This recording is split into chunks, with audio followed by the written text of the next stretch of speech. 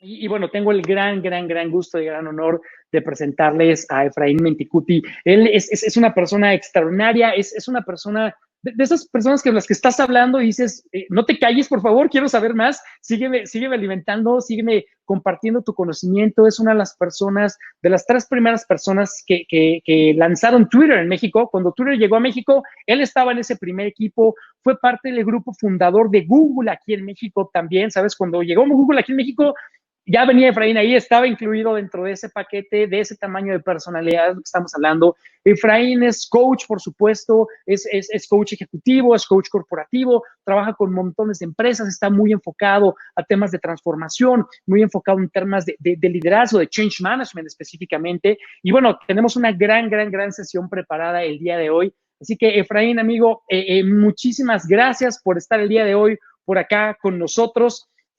Por ahí ya te vemos y me ayudas poniéndole clic a tu... exactamente, ya estás por acá. Mi hermano, ¿cómo estás? Bienvenido a tu casa. Aquí andamos. Muchísimas gracias, Marco. ¿Cómo estás? Muy bien, feliz de tenerte, feliz de que sea jueves de Inmune al Caos. Estamos muy emocionados de esta charla. Hay montones de comentarios ya por acá que ahorita vamos a estar platicando. Gente de distintas partes del mundo también. Tenemos gente de Miami, Sonora, Querétaro, Ciudad de México, Colombia, en fin. Por ahí de alguien también de Uruguay. Entonces me encanta, estamos muy contentos de poder compartir esta experiencia contigo, amigo. Y gracias de todo corazón por estar aquí en esta tu casa, hermano. Al contrario, muchas gracias a ustedes por la invitación. Encantado de estar aquí con ustedes. Además, compartiendo un tema que a mí en lo particular, ustedes saben que me encanta, que es el tema de cómo mezclamos o cómo combinamos el liderazgo con el manejo de cambio. Y es lo que vamos a estar hablando ahorita. De hecho, voy a ir echando la presentación. Me encanta. Muy bien. Adelante, amigo, estás en tu casa.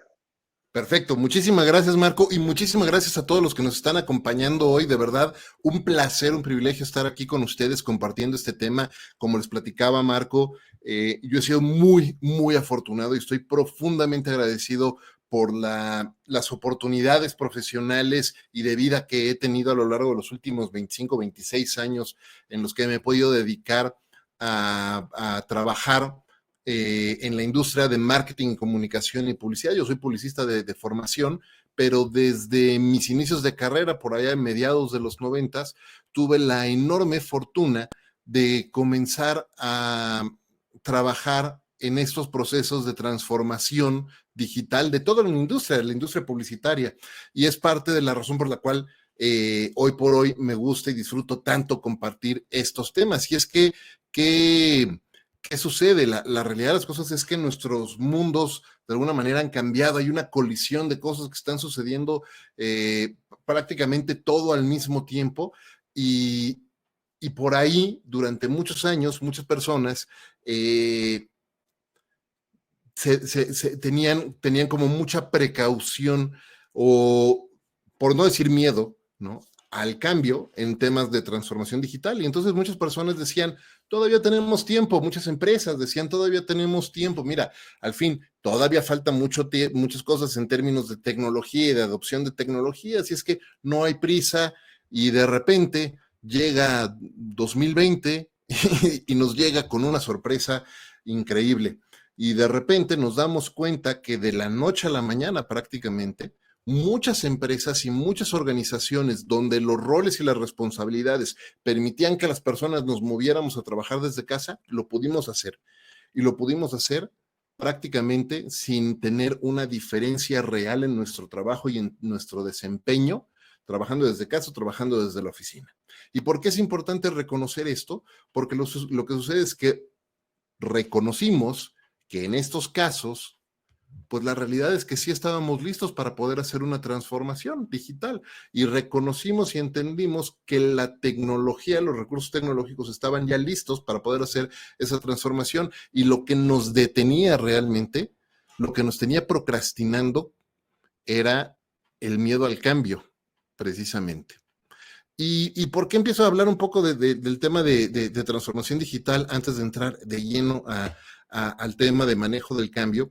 Es que les decía que he tenido la fortuna de poder ser partícipe activo de la transformación de toda la industria publicitaria, ¿no? Desde mediados de los 90s a la fecha, ¿no? Trabajando en los primeros sitios de automóviles, de marcas de automóviles, por ejemplo, en América Latina, pues estoy hablando por ahí del 97 más o menos, hacer las primeras integraciones entre programas de marketing directo, CRM y marketing digital y medios digitales a inicios de los 2000, a hacer todo el proceso imagínense pues, la palabra sería la evangelización en cuanto a search marketing cuando lanza Google, y después también poder ser partícipe de todo este proceso de cambio con plataformas sociales.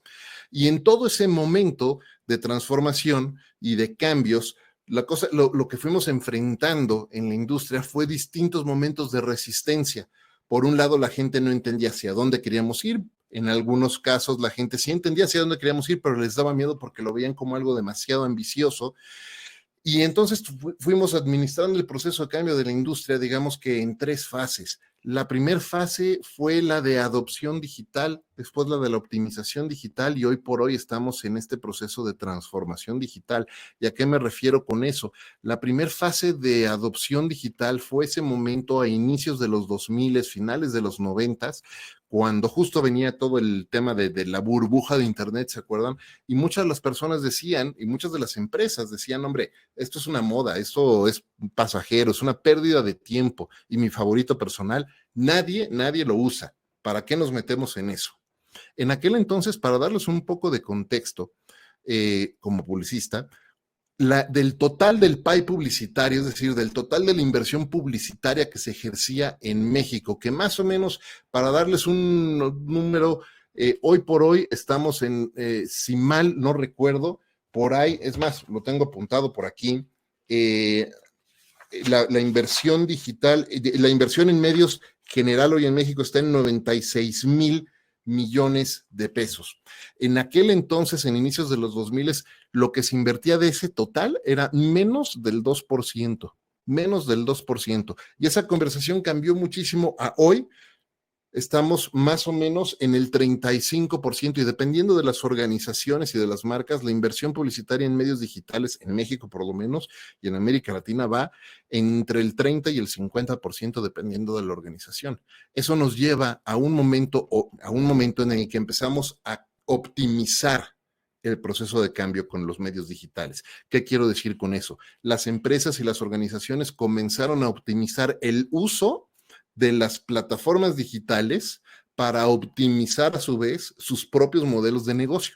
Es decir, empezaron a utilizar estas plataformas y estas soluciones digitales para poder escuchar mejor a sus audiencias, para poder conectar mejor y de manera más relevante con sus audiencias, para poder entender mejor lo que están diciendo a través del uso de datos y de analytics, y también, ¿por qué no?, para empezar a tener un contacto más directo y empezar a generar ventas más directas con estas audiencias. Y eso les ayudó a empezar a optimizar, nuevamente aquí importante, optimizar el modelo de negocio actual. Sin embargo, ¿qué sucede hoy día en un momento en el que lo que estamos viendo es que todo lo tenemos ya al alcance de nuestro dedo, literal? Queremos comunicarnos con nuestra familia, usamos WhatsApp, queremos platicar nuestros éxitos profesionales, los compartimos en LinkedIn, queremos ver qué es lo que está sucediendo ahorita en este momento y ser parte de la conversación, nos metemos a Twitter, queremos comunicarnos con nuestros equipos de trabajo, usamos Slack, queremos compartir las fotos maravillosas de nuestras vacaciones, nos metemos a Instagram, queremos buscar información, está Google, queremos que nos lleven a algún lugar, hacemos clic en Uber, queremos manejar nosotros y ver por dónde es mejor irnos, le damos clic a Waze, todo lo tenemos al fácil acceso de nuestro dedo.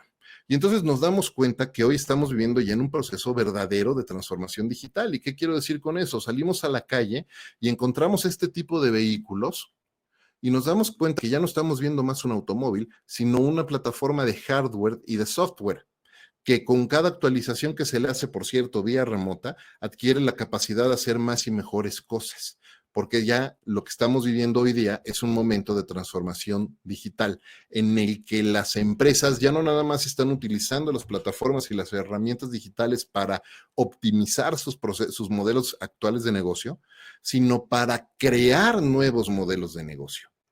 Y entonces nos encontramos con que hay muchísimas personas allá afuera que están entendiendo, muchísimas personas a las que conocemos con el nombre de nomads o nómadas del conocimiento, que están entendiendo que no necesitan más una radiodifusora o una gran televisora atrás para generar sus propios contenidos y ponerlos allá afuera en servicio de otros, que no necesitan tener a una gran disquera atrás de ellos para poder producir su música, su propio arte y todo el negocio, modelo de negocio alrededor de su música para servir a otros, y que no necesitan una editorial para poder servir a otros a través de ciertos contenidos, sino que pueden aprovechar las plataformas tecnológicas hoy y digitales para poder generar esos contenidos, para poder servir a las demás personas.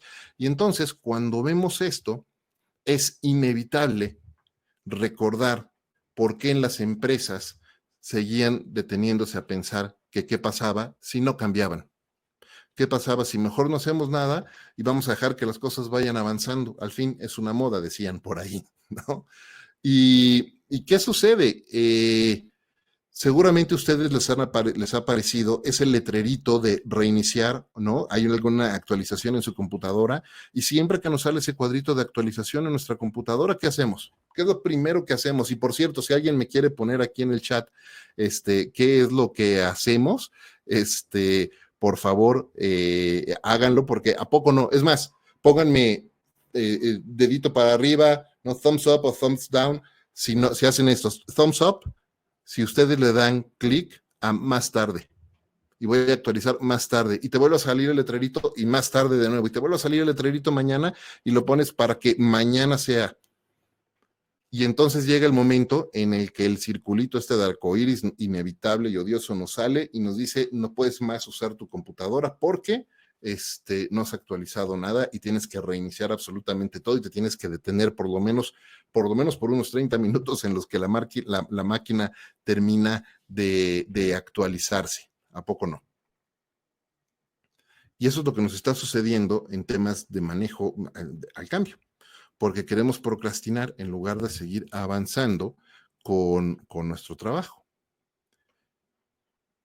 Y una de las razones principales por las que procrastinamos con nuestros procesos de cambio es porque estamos esperando un mapa, estamos esperando que las marcas y las organizaciones nos den un mapa sobre cómo tenemos que avanzar en nuestro trabajo del día a día, cuando la realidad de las cosas es que lo que menos necesitamos es un mapa, lo que necesitamos es una brújula, es un norte que nos mantenga la dirección. ¿Y a qué me refiero con esto? Piénsenlo. Antes de que existiera Google Maps y de que existiera Waze, ¿qué usábamos para movernos de un lugar a otro? Utilizábamos la guía Roji, ¿se acuerdan? ¿No? Los que son de México, utilizábamos los mapas impresos, veíamos a dónde quiero ir, dónde estoy, y buscabas en los mapas y tratabas de orientarte y decías, ok, tengo que ir hacia allá, y fuimos perdiendo esa capacidad cuando empezamos a escuchar las instrucciones paso a paso de lo que tenemos que hacer con Waze o con Google Maps para avanzar. Y entonces perdemos la capacidad de orientarnos y perdemos la capacidad de tomar nuestras propias decisiones del camino que queremos recorrer. Bueno, lo mismo sucede cuando esperamos un mapa para liderar un proceso de cambio. Y entonces lo que necesitamos es volver a orientarnos, lo que necesitamos es una brújula, y parte de esa brújula lo primero es empezar a trabajar un cambio de mindset. De repente, por muchos años, digamos, en la famosa vida corporativa, nos enseñaron el concepto que la única forma de crecimiento en nuestras carreras, que la única forma de crecimiento en nuestros negocios, que la única forma de crecer en nuestra vida era para arriba, solamente de manera vertical. Bueno, hasta está la frase, ¿no? De la escalera corporativa o el término de escalera corporativa. Y nos enseñaron eso. Cuando realmente el mindset que deberíamos hacer o el cambio de mentalidad que deberíamos hacer ahora de manera que puede ser muy, muy útil es cómo cambiamos de un crecimiento vertical a un crecimiento en todas direcciones. Un crecimiento que no se detiene porque llegas a un techo, sino que puedes seguir, como dicen en inglés, branching out o explorando otras ramas que a lo mejor incluso pueden ser fuera de tu principal giro de carrera, por cierto, o tu principal giro de negocio también. Y entonces empezamos a entender que lo primero que tenemos que hacer es cambiar, ese primer cambio que tenemos que hacer es cambiar el mindset de un mindset de un fixed mindset a un growth mindset, como dice Carol Dweck, ¿no? Un mindset, una forma de pensar hacia el crecimiento en adelante. Y recuerden, si alguien quiere hacer alguna pregunta, algún comentario, por favor, no duden en ponerlo aquí en el chat y acá los voy leyendo también, ¿ok? Entonces, por favor, quien quiera comentar, aquí los vamos leyendo.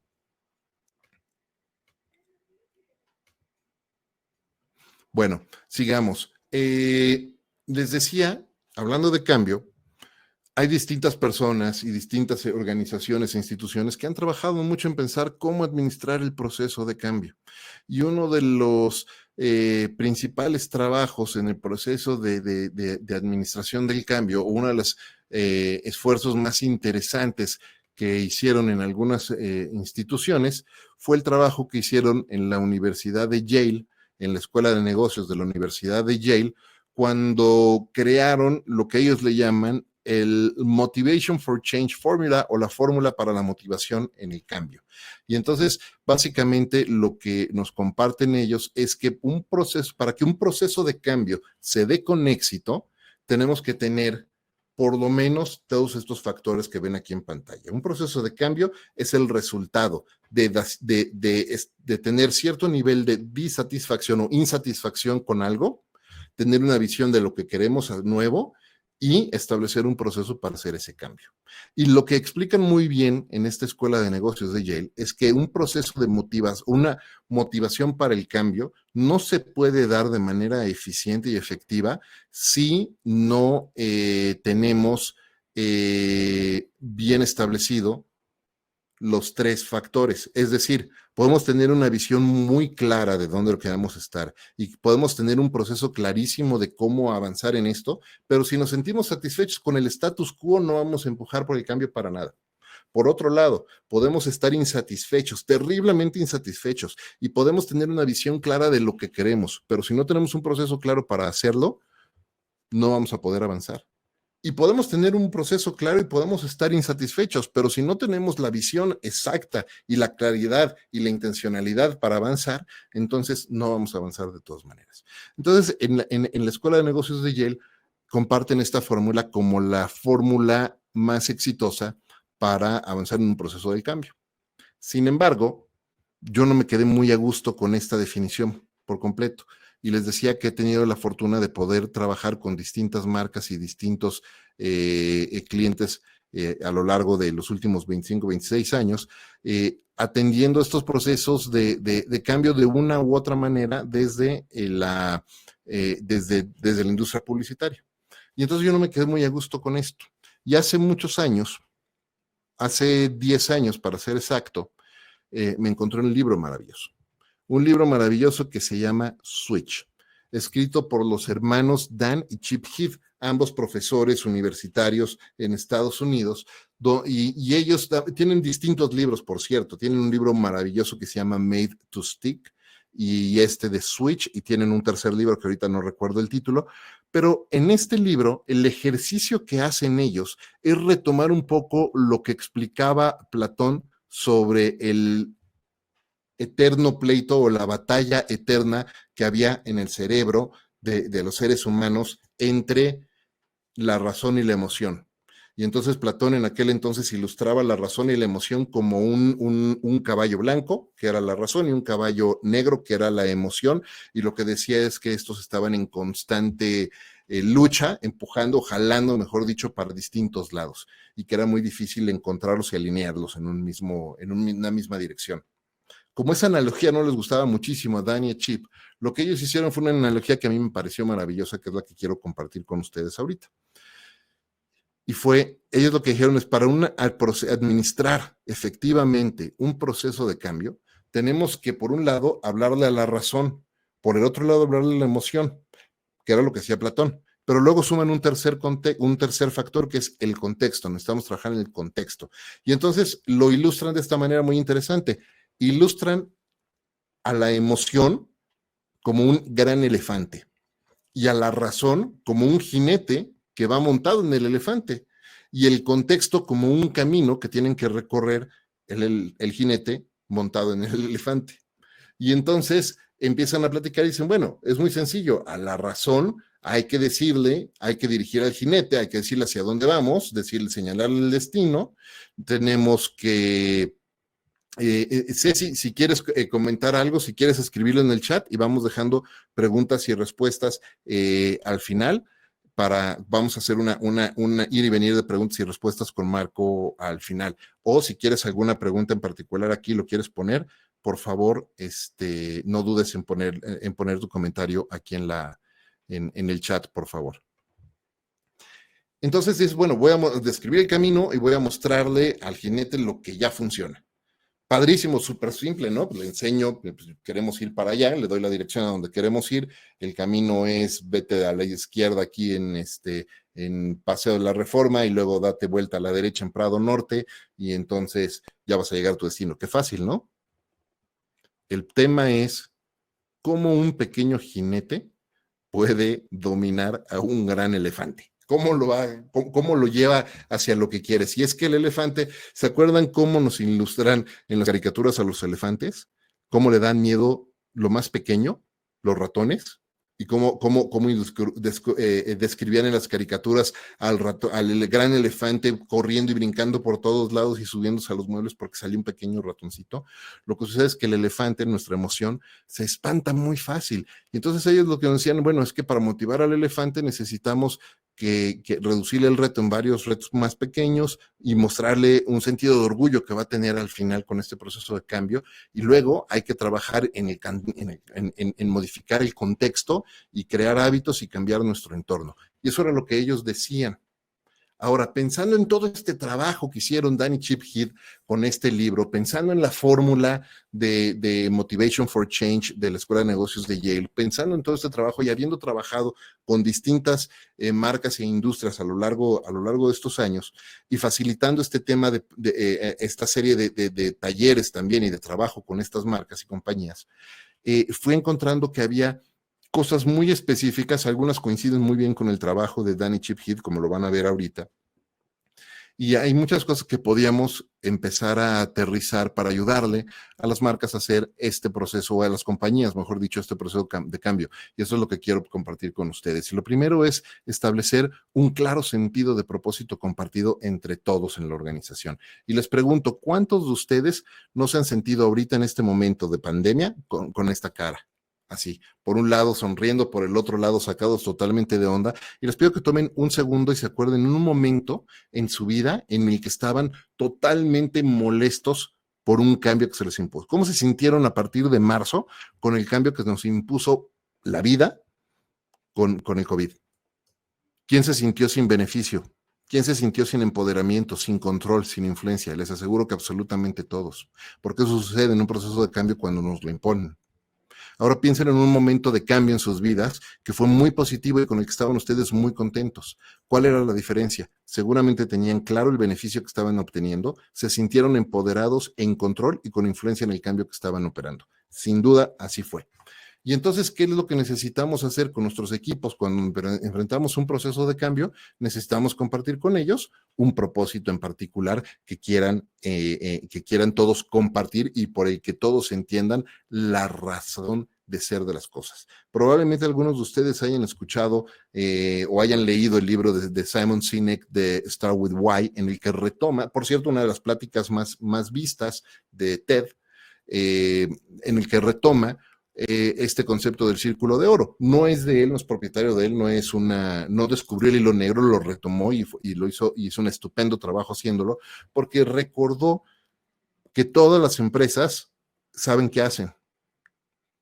Casi todas las empresas entienden cómo lo hacen, pero con frecuencia, la vasta mayoría de las empresas se olvidan por qué hacen lo que están haciendo y empiezan a centrarse en otros factores, en el qué y en el cómo, y olvidan el por qué, olvidan su sentido de propósito compartido. Y el sentido de propósito compartido es justo lo que hace que muchas marcas puedan liderar toda una industria en cuanto a lo que se hace y se piensa en la industria, incluso cuando no vendan tanto en volumen como otras marcas. Entender el sentido de propósito compartido es lo que hacen los grandes líderes para decirle a sus equipos de trabajo cómo se va a ver el cambio al final cuando lo estén haciendo. Hay un caso maravilloso que comparten Dan y Chip Heath en el libro de Switch, donde hablan de la maestra Crystal Jones, cuando ella es maestra de este movimiento de Teach for America, y entonces empieza a trabajar en un distrito donde el nivel de educación era muy, muy bajo, y entra a dar clases a los niños de tercero de primaria, y se encuentra, o de segundo de primaria, y se encuentra que los niños, la mayoría, no sabían leer, no estaban listos para lo que necesitaban hacer y ser exitosos y pasar al siguiente grado. Y se dio cuenta que no importaba todos los esfuerzos académicos que hicieran y todas las técnicas pedagógicas de las que hiciera uso, los niños no estaban aprendiendo porque simplemente no querían hacerlo. Y entonces empezó a observar y empezó a entender qué era lo que ellos, a quienes veían, a quienes admiraban, y se dieron cuenta que los niños más pequeños, a quienes admiraban, eran a los niños que estaban en el último grado de primaria, que estaban por pasar ya a junior high. Y entonces hizo un cambio muy sencillo en su estrategia. Y les dijo, ¿quieres ser como ellos? ¿Quieres llegar a ese destino? ¿Quieres hacer así de cool como ellos? Entonces tienes que aprender a leer y a escribir con bien. Y ese pequeño cambio, el simple hecho de darle un ejemplo a los niños a lo que pudieran aspirar en el cambio, fue suficiente para que todos los niños empezaran o cambiaran totalmente la manera en la que ellos estaban viendo su manera de estudio. Les voy a pedir un segundo, tómense un segundo, quienes tengan papel a la mano, y si no, apunten en su teléfono, y si no, hagan una nota mental y entiendan cuál es el propósito compartido que ustedes tienen para sus equipos. ¿Han hecho ese ejercicio? ¿Se han tomado el tiempo de entender ustedes mismos y compartir con sus equipos cuál es ese sentido de propósito compartido para ellos?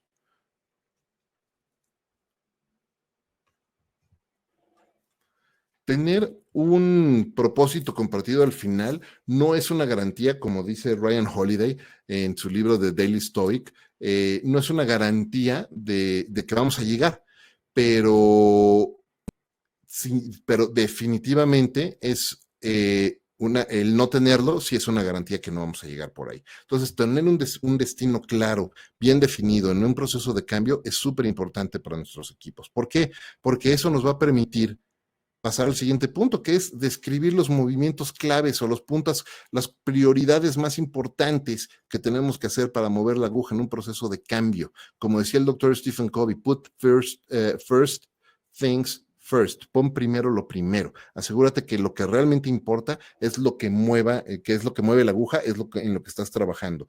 Nos encanta de repente atorarnos en una búsqueda interminable de pendientes en lugar de enfocarnos en aquellas cosas que son las más importantes. Y entonces hay una práctica que les quiero compartir que se llama los Big Fives. Los Big Fives es una práctica que desarrollé como coach basado en el concepto de los OKRs. Para quienes nos están viendo, nos están escuchando, probablemente algunos de ustedes conozcan los famosos, yo les digo infames, OKRs, que quieren decir Objectives and Key Results, que es la manera en la que empresas de tecnología como Google, como Twitter, establecen cuáles son sus grandes objetivos para el año desde el CEO y el board de administración y cómo bajan esos objetivos hacia el resto de la organización, al staff directo que trabaja con ellos, a los vicepresidentes, a los presidentes, a los directores de cada mercado, a las áreas funcionales, etcétera, ¿no? Así, de esa manera, desde el CEO hasta la persona de más reciente ingreso en la organización, están alineados en cuáles son los objetivos que está persiguiendo y los principales resultados que está persiguiendo la organización este año. Ahora, habiendo trabajado y teniendo el privilegio de trabajar en esta industria, tuve y teniendo la oportunidad también de haberme desarrollado como coach, lo que hice fue mezclar un poco este trabajo y crear una práctica de priorización y ejecución que se llama los Big Fives. Y los Big Fives de lo que trata es establecer cuáles son las 5 grandes prioridades que nosotros tenemos o que queremos lograr, las 5 grandes metas que queremos lograr en determinado periodo de tiempo. Usualmente yo recomiendo hacerlo al inicio del año, para definir cuáles son esas 5 cosas que quieres lograr en el año, y por lo tanto definir cuáles son las 5 cosas que quieres lograr este trimestre para lograr las 5 del año. Y cada mes, cuáles son las 5 cosas que tienes que lograr o tienes que hacer que sucedan ese mes. Ahora que estamos en julio, el primer mes del tercer trimestre del año, cuáles son las 5 cosas que tienen que suceder en julio para construir con éxito el tercer trimestre del año, porque eso es lo que nos va a llevar a las 5 cosas que queremos lograr en todo el año. ¿Cuáles son por semana esas 5 cosas que tenemos que lograr esta semana? Las 5 cosas que tenemos que mover la aguja esta semana para avanzar en nuestros objetivos del mes, para avanzar en los del trimestre y en los del año. Y finalmente, a nivel día con día, ¿cuáles son las 5 cosas que queremos lograr hoy? Las 5 prioridades. Olvídense de la lista de 20,000 pendientes que tenemos por allá. De repente todos nos hacemos terriblemente adictos a los pendientes. ¿Y cuántos de ustedes no escriben una lista interminable de pendientes que además van palomeando, ¿no? Cada vez que cumplen un pendiente. Y lo que sucede es que, por si no sabían, cada vez que nosotros palomeamos un pendiente, cada vez que hacemos una palomita, nuestro cerebro secreta dopamina. Y la dopamina es una de las sustancias más adictivas que existen. Y entonces nos hacemos adictos a los pendientes, tal cual, ¿no? Cuando un fumador hace toma un puff de un cigarro, como se diga, que secreta dopamina. Cuando un corredor termina una carrera, secreta dopamina. Por eso cada vez que respondemos un mensaje en nuestro celular, secretamos dopamina. Por eso es tan adictivo este aparatito. Y entonces, ¿qué sucede? Que a poco no, ¿cuántos de ustedes no han terminado acordándose de un pendiente que no habían hecho? Van, lo hacen, regresan, lo apuntan en su lista y lo vuelven a palomear. Y entonces terminamos el día habiendo palomeado 40 pendientes y nos damos cuenta que no avanzamos en nada y nos vamos frustrados a la cama porque no avanzamos en lo que tenía que avanzar el día de hoy. La práctica de los Big Five se trata de decir, de todas estas cosas, ¿cuáles son las 5 cosas, las principales 5 cosas que tengo que lograr yo hoy hacer para avanzar y mover la aguja en este trabajo que estoy haciendo para todo el año? Y entonces piénsenlo, si hacemos 5 acciones claves por 269 días hábiles que tiene el año, estamos hablando de 1,345 acciones importantes, claves, únicas para avanzar en nuestros objetivos de ese año. Si alguien quiere, por cierto, el planner o una guía de cómo bajar sus Big Fives, pueden visitarme, efrainmendicuti.com, o se los hago llegar a través de Marco y el equipo de Irradiate More con muchísimo gusto. Esto es simplemente por servir a los demás allá afuera. Cuando nosotros tenemos claro cuáles son nuestras más grandes prioridades, empezamos a trabajar y a avanzar con intencionalidad todos los días en nuestro trabajo diario. Y entonces les pido, tómense un momento y piensen cuáles son sus Big Fives a partir de hoy. ¿Cuáles son esas 5 cosas que quieren lograr en el año? ¿Cuáles son las 5 cosas que quieren que sucedan en el tercer trimestre del año para saber que lo que están haciendo en todo el año es súper exitoso? ¿Cuáles son las 5 cosas que tienen que lograr la próxima semana? Pónganlo a prueba y van a ver cómo van a poder ir avanzando con intencionalidad, sobre todo con sus equipos, al darle claridad a sus equipos en cuál es el proceso de cambio. Yo lo hago con mis equipos en el trabajo todas las semanas. Nos sentamos en los lunes y vemos cuáles son las 5 cosas que cada un miembro del equipo tiene que hacer y asegurarse que sucedan en esa semana para avanzar con nuestros objetivos del mes, del trimestre y del año en particular. Y no quiere decir que todos tengamos el mismo objetivo, no quiere decir que todos tengamos las mismas prioridades o las mismas acciones. Sí, todos compartimos los mismos 5 grandes objetivos del año y todos compartimos los 5 grandes objetivos del trimestre, pero cada uno de nosotros vamos haciendo nuestros propios Big Fives para el mes, para la semana, para los días, para poder avanzar y construir con éxito y estar dando todos alineados en ese trabajo. Eso es lo que nos permite precisamente empezar a alinear al jinete con el elefante. Pero no es suficiente porque de repente todos pueden llegar a una reunión de trabajo y decir, ok, sí, estoy de acuerdo, y otros no, sí, y no, sí, no, estoy de acuerdo, y todos están como medio hechos bolas, ¿a poco no? Y es que de repente en un proceso de cambio nos sentimos como que nos quieren aventar al abismo, ¿no? Como que estamos a punto de dar ese paso y sentimos, no, aquí me voy a caer, como que no quiero avanzar, este paso se ve demasiado grande.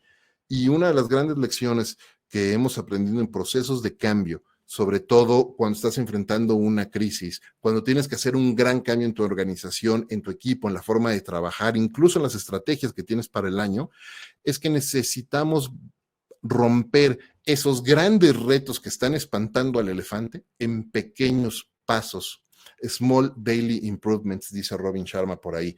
Y eso me encanta. Small Daily Improvements lead to wonderful results, dicen por ahí, ¿no? Pequeños pasos todos los días son los que nos ayudan a avanzar a grandes resultados al final de todo este proceso de cambio. Y hay que entender que en un proceso de cambio, lo primero que enfrentamos es un gran miedo, un gran temor. Lo segundo que enfrentamos es un terrible desorden en medio del proceso de cambio. Pero al final, cuando vemos los resultados, nos damos cuenta que efectivamente fuimos capaces de avanzar de un paso al otro. Y aquí, por eso, también la práctica de los Big Fives nos ayuda mucho a entender cuáles son esas 5 grandes cosas que tenemos que hacer y cómo lo podemos ir rompiendo en pequeños pasos diarios para ir avanzando hacia nuestros objetivos.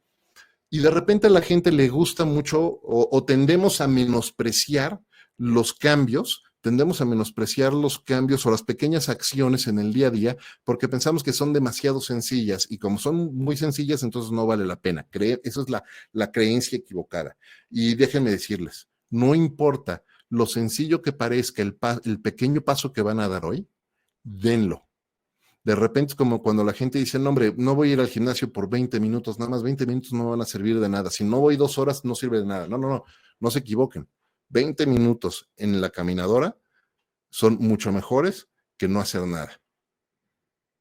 Y no esperen tampoco resultados inmediatos, ¿no? En un proceso de cambio. Pero luego la gente también dice, bueno, es que ya fui 2 horas al gimnasio y ya tengo mis cuadritos. No funciona así. Tienes que hacer tus pequeños pasos todos los días para ir avanzando en este proceso de cambio.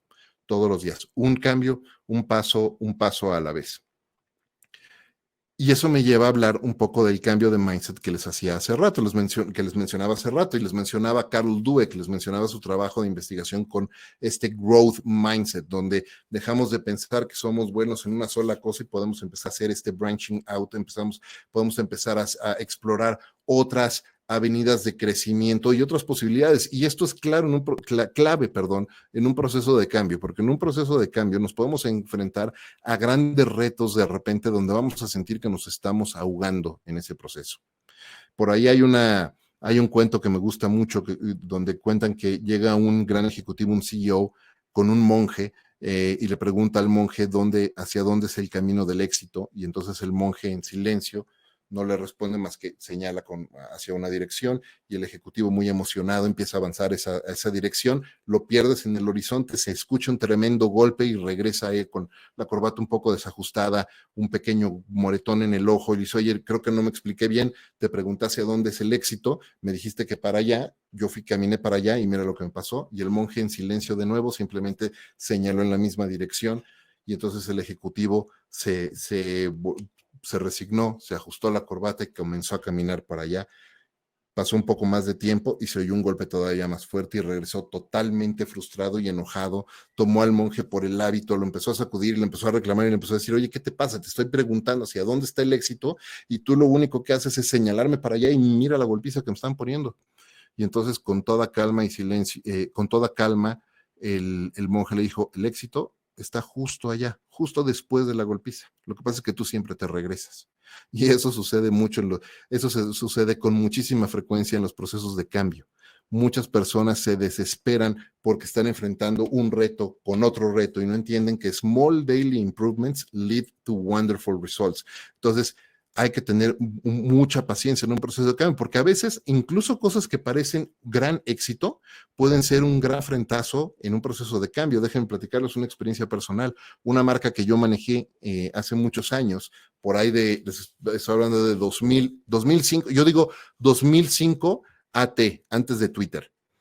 Y es que no existían las redes sociales como tal. Existía por ahí, había MySpace y estaba High Five y eran los primeros esfuerzos que se hacían, pero no se conocían como redes sociales todavía. Y entonces una de las marcas que yo manejaba en ese 2005 AT, antes de Twitter, era Gerber.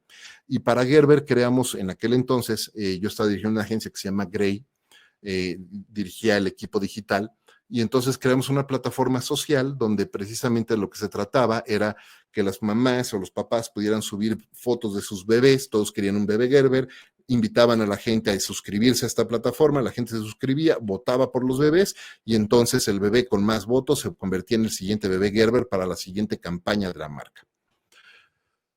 La campaña fue tan exitosa, pero tan exitosa, que un día, al segundo o tercer día del lanzamiento de la campaña, llega el que era el gerente o el manager de tecnología en la agencia en aquel momento, nuevamente 2005, imagínense, no existía, no existía la tecnología y los servers que hay hoy día. Tenías que contratar un ad server en particular para ti de uso dedicado que costaba un dineral, y llega esta persona y me dice: oye, Efraín, se nos está cayendo el sitio, necesitamos desbordar tráfico a otro servidor, necesitamos contratarlo, ¿me autorizas? Y con tal de que no se cayera la campaña, le autoricé. 2005 de nuevo. Habremos cobrado como agencia en aquel entonces algo así como para esta campaña en producción nada más, no con el fee de la agencia, sino en producción, y eso, habremos cobrado entre unos 10 y 15 mil dólares por la ejecución de esa campaña en aquel entonces. La factura que nos llegó del desborde de tráfico fue de 15 mil dólares. Es decir, terminamos perdiendo dinero como agencia, pero fue un proceso de innovación increíble. Y entonces, de repente, algo que parecía éxito, desde el punto de vista de negocio, fue un tremendo golpe, pero no importa, porque estábamos teniendo un mindset de crecimiento, estábamos innovando, estábamos creando nuevas cosas, estábamos cambiando las reglas del juego, y eso lo que nos permitía era seguir creciendo, seguir avanzando en ese proceso de cambio.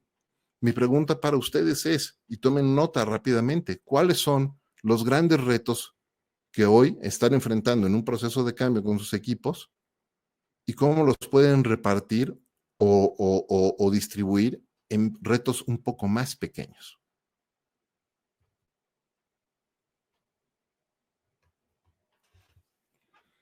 Cuando entendemos esto, cuando entendemos hacia dónde queremos ir, cuando tenemos claro cuál es nuestro propósito compartido, fíjense cómo va amarrando todo. Cuando tenemos claro cuál es nuestro propósito compartido, nuestra razón de ser, hacia dónde queremos llevar a nuestro equipo de trabajo, cuando somos claros en cómo repartir esos grandes retos en pequeñas tareas o prioridades claves, llamadas los Big Fives, durante todo el año, durante todo el trimestre, todos los meses, todas las semanas y todos los días, podemos empezar a avanzar en ese proceso de cambio. Sin embargo, necesitamos incluir un tercer factor, como decían Dan y Chip Heath, y esto es indiscutible: cambiar el entorno. Este reloj despertador que ven en pantalla, me encanta el ejemplo, porque ¿cuántos de ustedes son víctimas del snooze? ¿Cuántos de ustedes dicen: no, mañana sí me voy a levantar a la primera para solamente al día siguiente poner snooze, snooze, snooze, y no despertar a tiempo? ¿A poco no? Entonces este despertador me encanta porque cuando suena la alarma, tiene llantas, ¿ya vieron? Y se dispara y lo tienes que corretear por todo el cuarto para poderlo apagar. De que te levantas, te levantas. ¿Por qué es interesante esto? Porque el proceso de cambio para hacer un cambio importante en nuestras vidas o en nuestros equipos de trabajo, necesitamos cambiar el entorno. ¿Y a qué me refiero con eso? Piensen en cuando empiezan a cambiar de hábitos, por ejemplo, y empiezan a adoptar nuevos hábitos. Una de las cosas que tienen que hacer es cambiar su entorno, tienen que cambiar las rutinas de su día a día. Y esto sucede a nivel organizacional también. Hoy en particular estábamos hablando de cómo ayudarles a sus equipos. Entonces déjenme enfocarme a nivel organizacional con los hábitos. ¿Qué sucede? Un libro que les recomiendo muchísimo que lean es El poder de los hábitos, de Charles Duhigg. Y en este libro, Charles Duhigg comparte mucho cómo se crean los hábitos, ¿no? Partiendo de un cue, un gatillo, o un detonador que viene en forma de un deseo, ese detonador, un craving, y entonces este deseo desata una rutina que nos lleva a una recompensa. Y entonces piensen en cuáles son sus hábitos, buenos o malos, todos los días. Y empiecen a detectar una de las cosas. De hecho, una de las cosas que detecta Charles Duhigg en su libro es cuando él en la oficina se paraba todos los días a la misma hora a la cocina, iba por agua y terminaba comiéndose una dona, y entonces empezó a ver que subía y subía y subía de peso. Y empezó a tratar de entender, bueno, ¿qué es lo que está sucediendo? ¿Cuál es el cue? ¿No? ¿Cuál es el detonador? Es que como que se me antoja algo y entonces quiero ir a la cocina. La rutina era ir a la cocina, y en la cocina se servía agua, se comía una dona, y mientras se comía una dona se ponía a platicar con las personas que estaban ahí, y al terminar la satisfacción, la recompensa que se llevaba era que se había puesto al día y había platicado con la gente allá afuera. ¿Qué tenía que hacer? No tenía que cambiar el detonador, no tenía que cambiar la recompensa. Lo que tenía que cambiar era la rutina. Podía ir y en lugar de comerse una dona, podía servirse solamente un vaso de agua y podía platicar con las demás personas y seguir en este proceso. ¿Por qué les comparto esto y por qué les hablo de Power of Habit?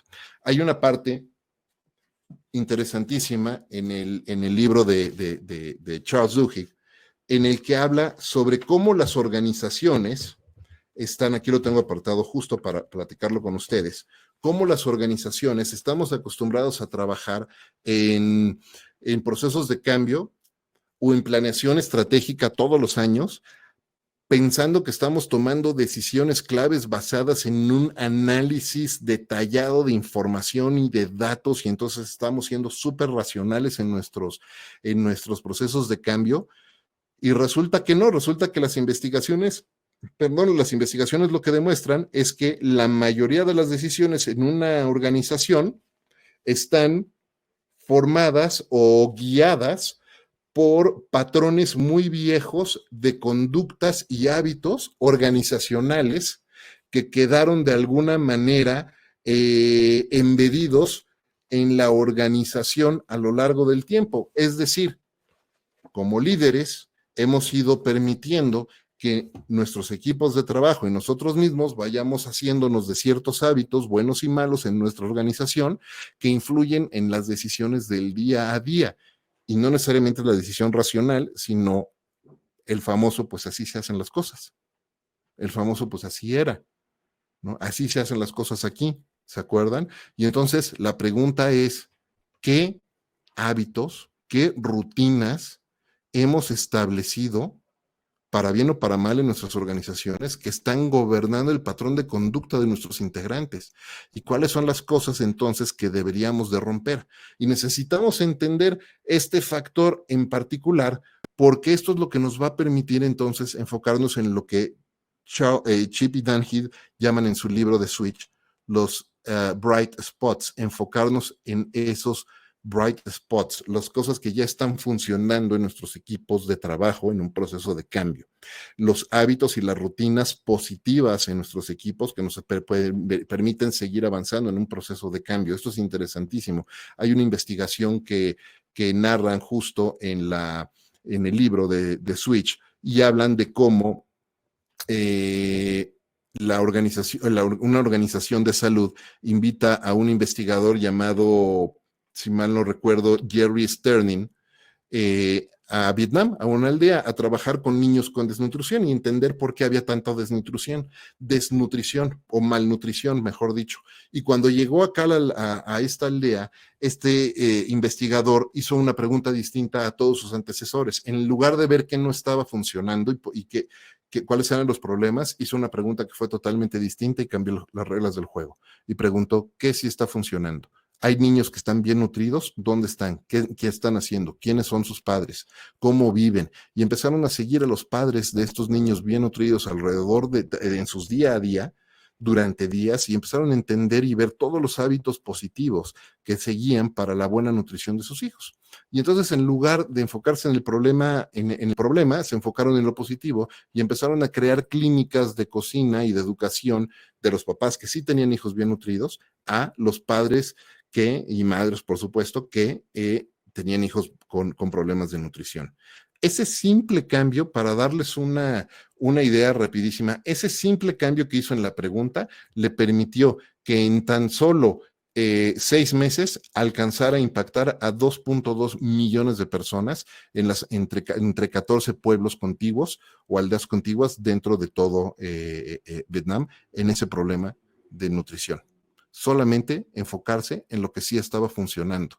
Y esa es la pregunta que les pido que se hagan. ¿Cuáles son las cosas que sí están funcionando en su equipo? ¿Quiénes son las personas a las que pueden recurrir? Uno de los valores que más aprecio yo, por ejemplo, en Twitter, como empleado de Twitter, es busca perspectivas diversas en la gente.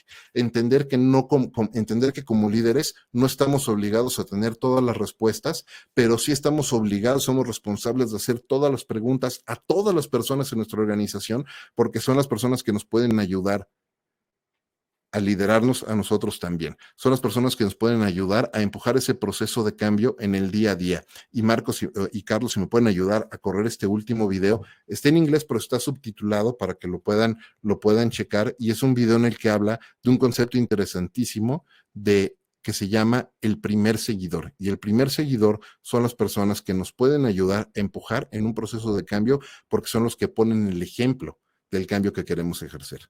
Corremos el video, por favor.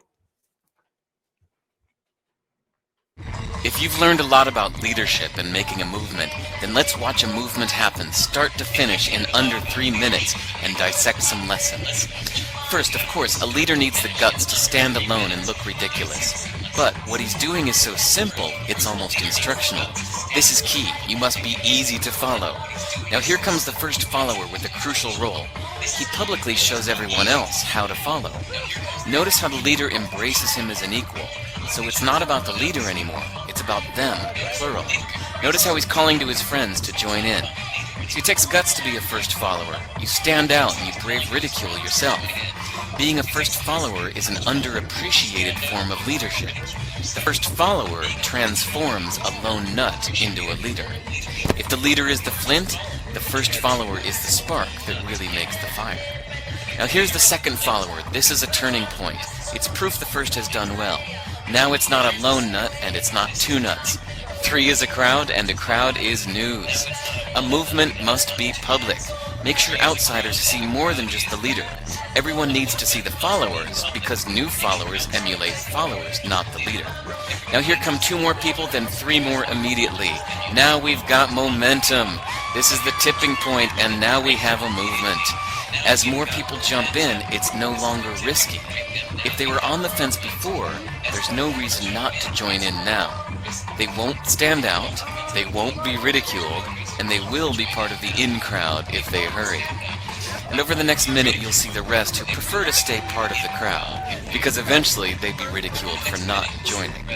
And ladies and gentlemen, that is how a movement is made. So let's recap what we've learned.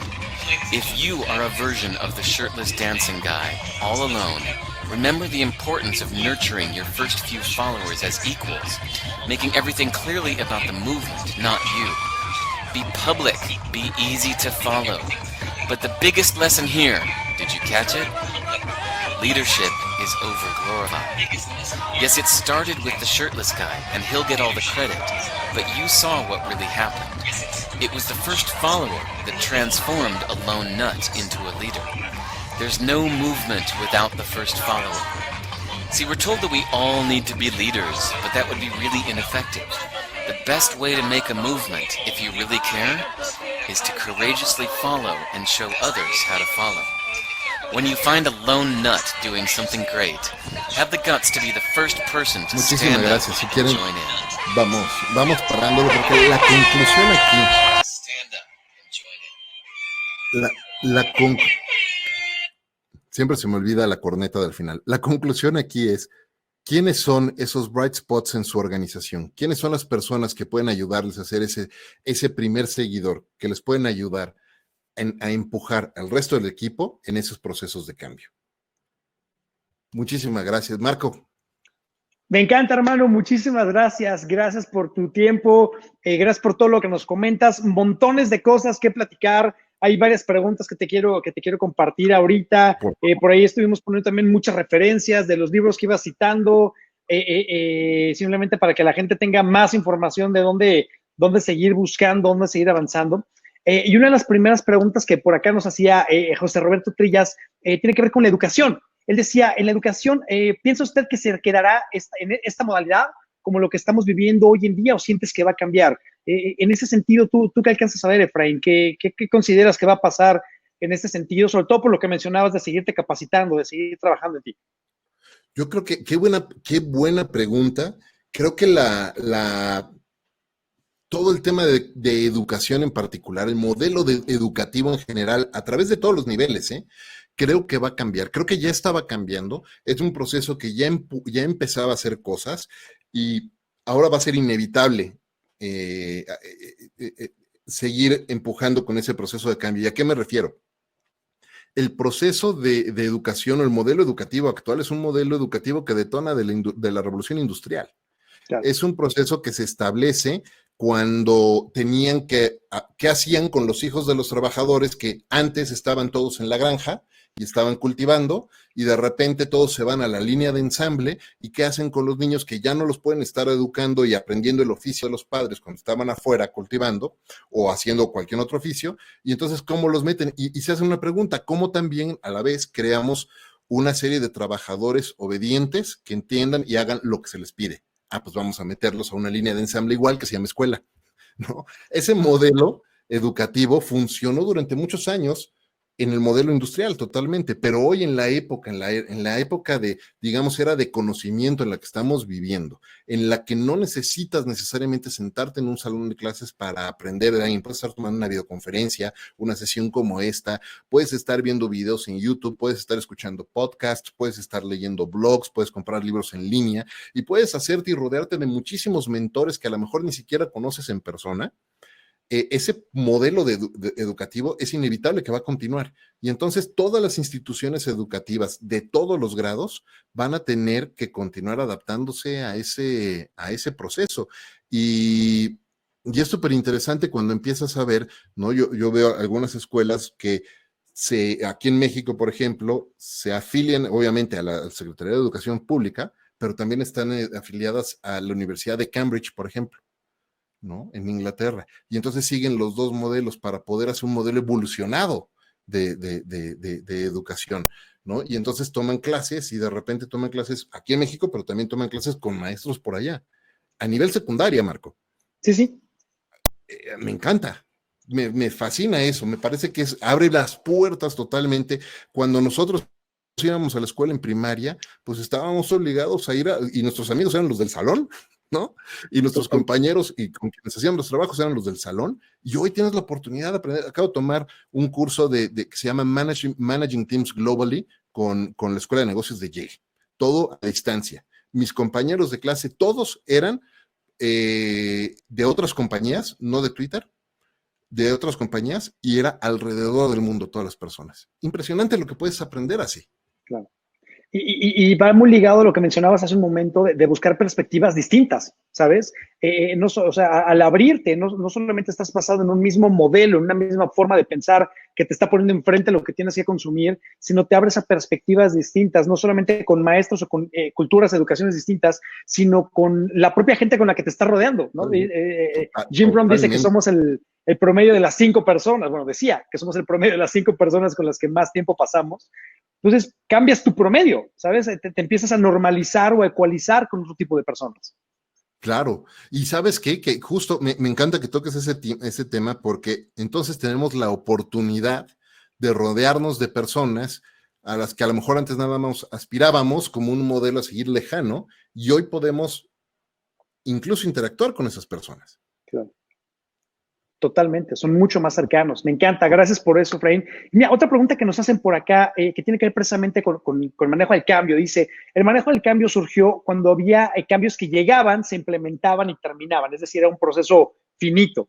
¿Cuál es tu recomendación para implementar el cambio en la época actual, donde el cambio es constante y antes de que se termina uno, llega otro? O sea, antes de terminar un cambio, ya hay que volver a cambiar y ya hay que volver a cambiar. No hay un proceso de cierre, ¿sabes? ¿Cuál es tu recomendación ahí? Fíjate que hay un modelo. Aquí es cuando me balconeo lo nerd que soy. Estás en casa, amigo, no te preocupes. Hay un modelo de liderazgo que me gusta mucho del IMD, el Institute of Management Development en Lausanne, en Suiza, en una investigación que hicieron del cuál era el modelo ideal de líderes o de liderazgo para liderar equipos hoy día. Les mencioné una palabra al inicio de la plática que fue los nomads o nómadas del conocimiento. Hoy nosotros, los profesionales, no importa si eres generación X, millennial, senial, centennial, lo que quieras, todos somos nómadas del conocimiento. ¿A qué me refiero? Hoy la tecnología, esto que nos está permitiendo que haya personas en Venezuela o en Sonora, en Guaymas, estoy leyendo para aquí en Celaya, y estamos conectados y estamos platicando aquí. Nos hace nómadas del conocimiento. Es decir, no tenemos límites físicos para poder compartir y aprender y todo. Entonces, en este modelo en el Instituto de Management Development en Lausanne empezaron a buscar cuáles eran las características claves de los líderes para liderar a este tipo de talento hoy que tiene acceso a toda esta información de esta manera. Y 2 de las 4 grandes características que encontraron en este modelo son que primero, son muy adaptables y flexibles al cambio. Es decir, no tienen miedo en cambiar la estrategia o cambiar de herramientas y adaptarse a herramientas nuevas si la situación así lo requiere. Y entonces están acostumbrados a cambiar la herramienta o cambiar el camino constantemente porque las situaciones, y lo estamos viendo ahorita, nos cambian de un día a otro. Pero al mismo tiempo, la segunda característica es que son visionarios, Marco. ¿Qué quiero decir con esto? Tienen una visión clara del destino final al que quieren llegar. Y entonces, aunque se presenten nuevas oportunidades o nuevos obstáculos que impidan o que obligan a cambiar la estrategia o que obligan a cambiar la táctica o las herramientas o el camino, lo que las puedes cambiar y te adaptas a eso, pero lo que no cambias es el destino final a donde quieres llegar.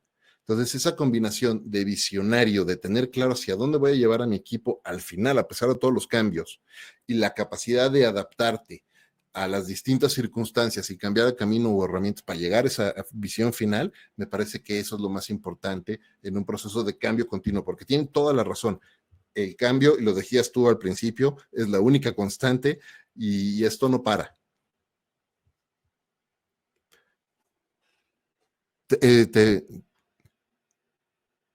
Te perdimos con el mute. No sé si se movió algo con tu headphone. Pero bueno, en lo que te oímos, algo que quiero seguir compartiendo con los demás es que justo el proceso de cambio no cambia. Nosotros mismos estamos en un proceso de cambio constante todo el tiempo y tenemos que estar buscando continuar aprendiendo, continuar transformándonos. Piensen en esto. Los que estamos en nuestros 40 medios, o llegándole a los 40 altos, todavía nos faltan por lo menos 35 años más de actividad profesional productiva. Yo les pregunto, ¿cuántos años llevan? ¿No? Yo en mi caso llevo 26 años, les decía, haciendo esto. Y todavía veo que faltan otros 30 o 35 más. ¿Vamos a seguir haciendo exactamente lo mismo que hemos hecho en los últimos 20 años? ¿O queremos crear una nueva forma de vida? Queremos crear nuevos modelos de negocio porque hoy ya lo decíamos hace rato, la tecnología nos lo permite. Queremos estar aprendiendo nuevas habilidades. Yo tengo la teoría, Marco, y creo que en algún momento lo platicamos, y estoy seguro que con Beto lo he platicado, es la teoría del baticinturón, que todos nacemos con nuestro baticinturón. ¿Se acuerdan del baticinturón? El cinturón utilitario de Batman, donde traía su batarang y su pistola con la soga, y hasta traía el repelente de tiburones, ¿no? Bueno, yo sostengo que todos traemos nuestro propio baticinturón y es un cinturón utilitario que vamos llenando, construyendo a lo largo de nuestra vida con las competencias y habilidades que vamos integrando. Ese conocimiento que vamos aprendiendo, esas nuevas habilidades y competencias que vamos sumando en nuestro cinturón y que no están ahí para quedarse guardadas, están ahí para que las usemos todo el tiempo, las integremos en nuestra vida y las sigamos usando y sigamos transformándonos y sigamos avanzando. Y eso es parte del cambio sostenido, ¿no? Y es lo que tenemos que seguir haciendo siempre.